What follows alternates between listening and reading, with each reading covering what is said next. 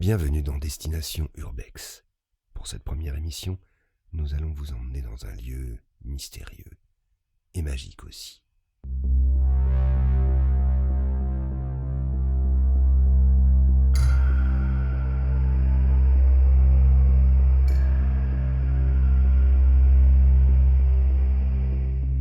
Cela faisait 2 ou 3 mois que j'avais cette localisation sur ma carte. Le lieu avait l'air fantastique, imaginez un peu. Un ancien atelier rempli d'objets en bois sculptés. Des objets atypiques et originaux qui justifiaient un déplacement. Que représentaient ces objets ? Je vous en parlerai plus tard, car avant de visiter ce lieu, il y avait 2 problèmes de taille. Premièrement, c'était à un peu plus de 2h30 de route de Paris. Faire un trajet aussi long et risquer de trouver le lieu fermé ou gardienné, ça calmait. D'autant qu'autour, je n'avais pas de plan B à explorer en cas de chou blanc. Il était bien évidemment hors de question de forcer une porte ou une fenêtre pour entrer. Deuxièmement, le lieu était situé à une dizaine de mètres d'une maison qui avait l'air habitée. Pas par les propriétaires du lieu, ce n'était pas la même parcelle, mais suffisamment proche pour qu'en cas de bruit de notre part, ils appellent, à raison, la police, nous prenant pour des casseurs ou des voleurs. Ces 2 problèmes de taille freinant mes ardeurs d'explorateur, je laissais ce lieu de côté pour en visiter d'autres plus proches et moins risqués.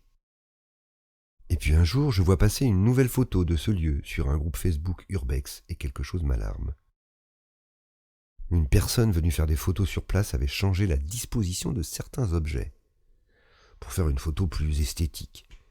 Une mise en scène comme c'est souvent le cas dans l'Urbex. On change une chaise de place, on déplace une table, tout ça pour faire une photo mieux composée.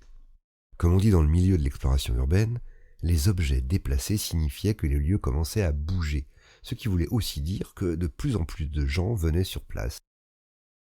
Des gens a priori pas super respectueux, ce qui faisait que ce lieu risquerait rapidement d'être refermé, gardienné ou pire, incendié. Il y avait une sorte d'urgence à venir avant qu'il ne soit trop tard, et puis tant pis si la visite était risquée. C'est une semaine plus tard que 2 camarades d'exploration et moi-même, nous nous sommes mis en route tôt le matin vers ce fameux atelier en ruine.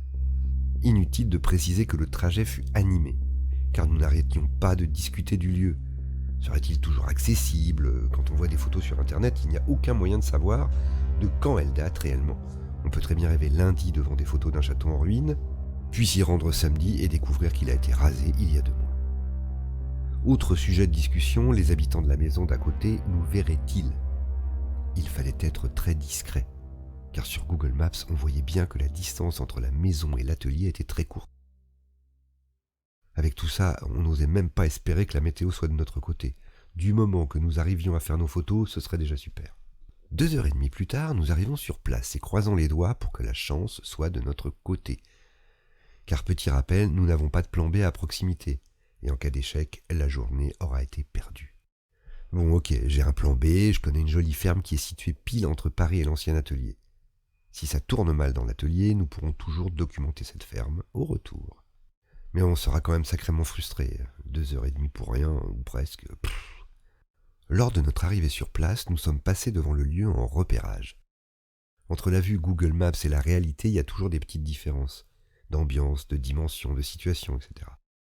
Comme à notre habitude, nous décidons de passer par derrière, car il y a souvent un pan de mur effondré ou un trou dans le grillage. Logeant le site, nous découvrons qu'il est plus grand que prévu, et en regardant par-dessus le mur, nous constatons qu'a priori, tout a l'air clairement à l'abandon. Aucune trace de pneus sur le chemin circulant autour de l'atelier, tout est rouillé, végétation un peu partout, détritus, il n'y a plus qu'à y aller. Mais avant ça, nous cherchons un accès facile pour que, au cas où ça tourne mal, notre sortie soit rapide et discrète. Une 50aine de mètres plus tard, comme prévu, nous tombons sur une ouverture dans un mur. Nous passons par là.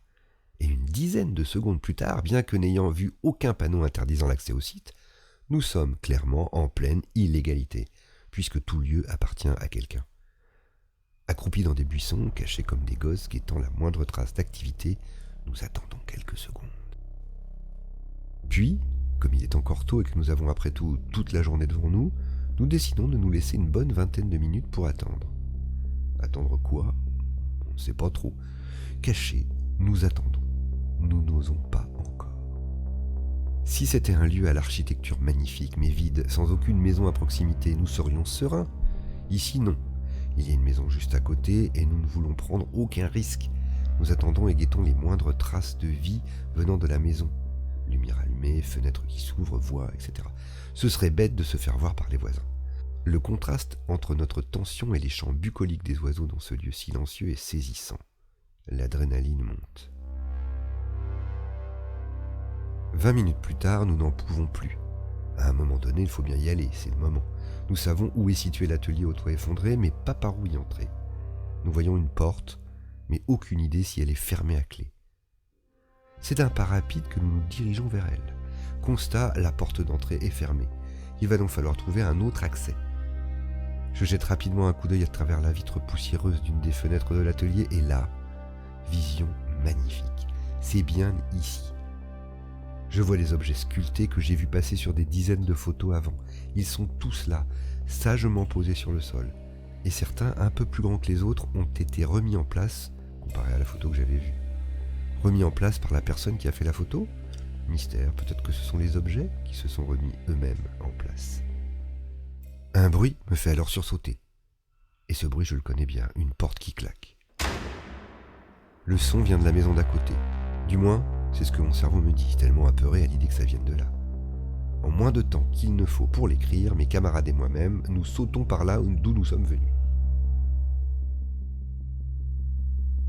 Haletant, nous voici à présent à une centaine de mètres du site, marchant comme si nous étions de simples passants. Reprenons notre souffle, nous nous demandons quoi faire. Déjà, on se demande si le bruit venait bien de la maison, et si c'est le cas, la visite de l'atelier ne sera plus sereine, voire carrément impossible. Mais si le bruit ne venait pas de la maison, alors nous pourrons retenter la visite ? Nous y réfléchissons un instant, et prenons la décision d'y retourner. Mais avant ça, nous repassons devant l'atelier côté rue. La première fois, nous étions passés devant en voiture. Cette fois-ci, nous sommes à pied et donc plus lents, ce qui nous permet de découvrir un nouveau point d'entrée directement depuis la rue. Bien plus simple que l'autre accès, enfin à condition que personne ne nous voie car nous sommes en pleine rue. Nous attendons donc un petit moment, puis lorsque la rue est déserte, nous nous engouffrons à nouveau par un passage où le grillage est absent. Bon, pas la peine de se diriger vers la porte, nous avons vu qu'elle était fermée. Nous contournons donc l'atelier vers une fenêtre qui, avec de la chance, sera ouverte, ou mal refermée. Avançant lentement, nous poussons légèrement la fenêtre. Bingo, elle s'ouvre. Rapidement, nous nous engouffrons, puis nous sortons nos appareils photo et déplions nos trépieds et nous nous préparons à immortaliser ce lieu. L'adrénaline est toujours là, car même si nous sommes dans l'atelier, et donc invisibles pour les habitants de la maison, s'ils sont là, nous pouvons toujours être entendus, si nous faisons du bruit ou si nous parlons. C'est donc en avançant très lentement et en chuchotant que nous arrivons dans la fameuse pièce où sont entreposés les objets en bois sculpté.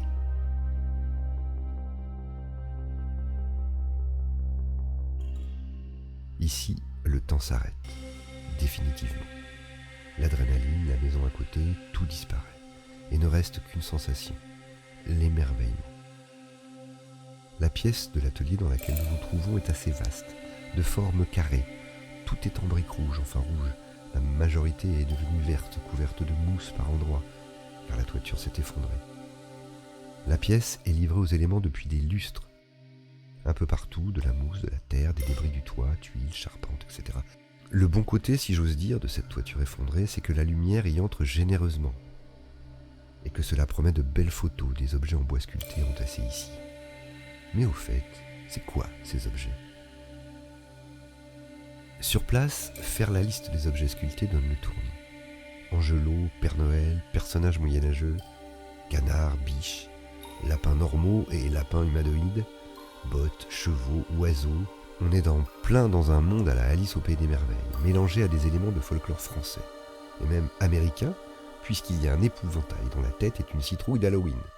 Certains sont debout, d'autres sont au sol, entassés, empilés, pourrissant lentement, passant du brun au verdâtre, au milieu des briques, des bouts de bois, d'arbustes.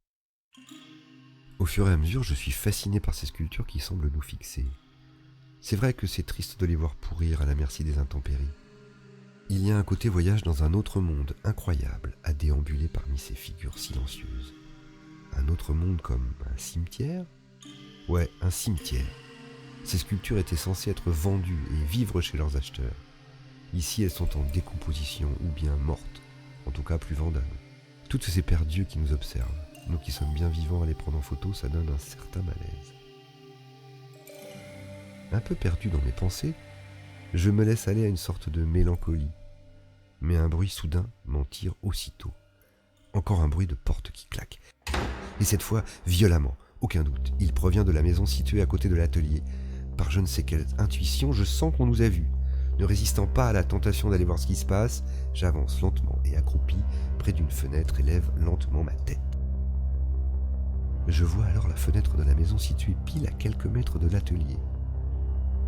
Le rideau de gauche est tiré, mais en un éclair, je vois le rideau de droite se refermer, comme si quelqu'un m'avait repéré. Impossible de dire qui m'a peut-être vu, un homme, une femme, aucune idée. En tout cas, une chose est sûre, je suis certain qu'on nous a vus. Prévenant aussitôt mes camarades, nous sortons à toute vitesse de l'atelier, rangeant nos appareils le plus vite possible, essayant de ne pas trébucher sur quelque chose ou d'oublier un truc à nous sur place.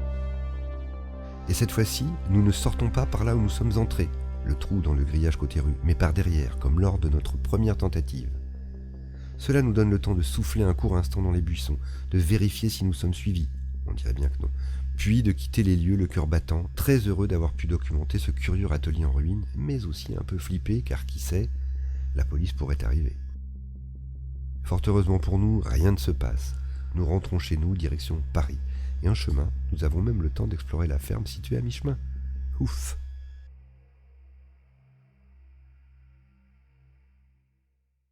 Voilà, c'était Destination Urbex. Si ça vous a plu, eh bien n'hésitez pas à nous le dire dans les commentaires. À bientôt.